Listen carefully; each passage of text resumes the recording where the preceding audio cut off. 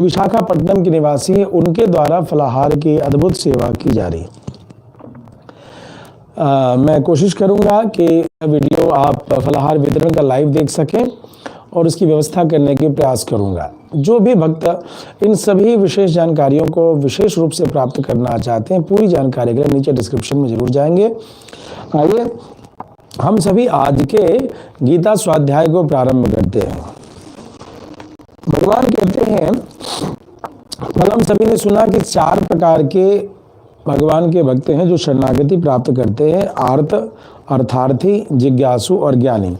इन चारों के बारे में तुलनात्मक रूप से भगवान अब प्रवचन प्रारंभ करते हैं। भगवान कहते हैं, तेषां ज्ञाने नित्ययुक्ता एक भक्तिर्विशिष्यते प्रियो हि ज्ञानिनोत्यर्थम अहम स च मम प्रियः। तेषां ज्ञाने नित्ययुक्ता एक भक्तिर्विशिष्यते प्रियो हि ज्ञानिनोत्यर्थम अहम स च मम प्रियः। अर्थात भाष्यकार इसकी व्याख्या करते हुए कहते हैं, तेषां ज्ञाने विशिष्यते कुतः नित्ययुक्ता एक भक्ति इति च। इन चारों में से जो श्रेष्ठ है वो भगवान का ज्ञानी भक्त ही श्रेष्ठ है। क्यों? क्योंकि वह नित्य युक्त है, वह भगवान से नित्य रूप से जुड़ा हुआ है और मुझ में एक भक्ति वाला है। उसकी श्रद्धा इधर उधर भटकती नहीं। तस्य ही मदेक प्राप्यस्य मया योगो नित्य।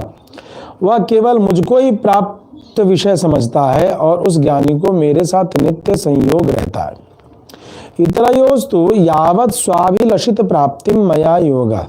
अन्य दो जो हैं, जैसे जो आर्त और अर्थार्थी हैं, उनका तो इच्छित विषय नहीं मिल जाता तभी तक वह मुझसे जुड़े रहते हैं। इच्छित विषय मिलते ही वो उसी में व्यस्त हो जाते हैं। तथा ज्ञानिनो मयि एकस्मिन एव भक्ति। तथा ज्ञानी को तो एकमात्र मुझ में ही भक्ति होती है। इतरयो तो स्वाभिलषिते तत्साधनत्वेन मयि च। और जो आर्त और अर्थार्थी हैं वो तो मुझे एक माध्यम समझते हैं अपनी इच्छित वस्तु की पूर्ति के लिए। यदि भगवान ने उनकी बात सुन ली तो भगवान बड़े अच्छे, नहीं सुने तो शायद वो भगवान को पीपल के पेड़ के नीचे भी रखाए। ऐसा अतः स एव विशिष्यते। इसीलिए भगवान कहते हैं कि ऐसा भक्त जो है, प्रोफेशनल भक्त मुझे नहीं प्यारा है, मुझे तो ज्ञानी भक्त ही प्रिय है। किंच प्रियो ही ज्ञानिनो अत्यर्थम अहम।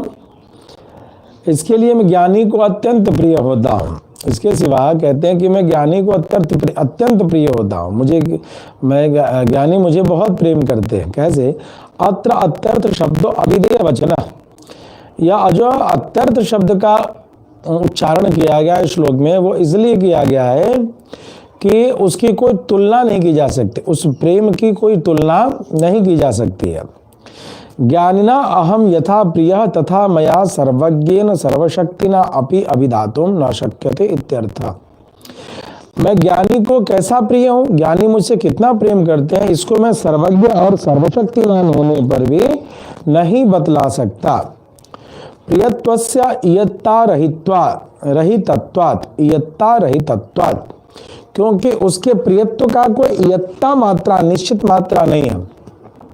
रामचरितमानस में देखेंगे, चित्रकूट संवाद में बहुत सुंदर वर्णन है। भरत अमित महिमा सुनुरानी जानहि रामन सकहि बखानी। अर्थात भरत जी की महिमा को राम तो जानते हैं मगर राम भी नहीं बता सकते। वही स्थिति यहाँ आई है कि ज्ञानी के बारे में भगवान कहते हैं, मैं सर्वज्ञ होता हुआ भी कुछ नहीं बोल सकता। यथा ज्ञाननाम अग्रे सरस्य प्रहलादस्य। जैसे ज्ञानियों में अग्रगण्य जो भक्तराज प्रहलाद है, उनके बारे में विष्णु पुराण में क्या लिखा? विष्णु पुराण 1/17/39। स त्वासक्तमति कृष्णे दृश्यमानो महोरगैः न विवेदात्मनो गात्रम तत्स्मृत्याह्लाद संस्थितः।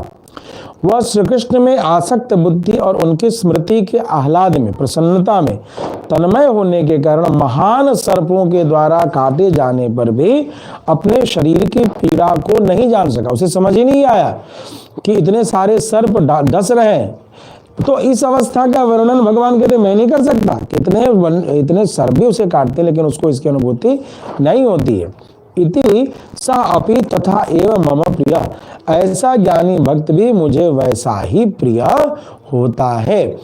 अर्थात भगवान यहाँ इस प्रकार से ज्ञानी भक्त को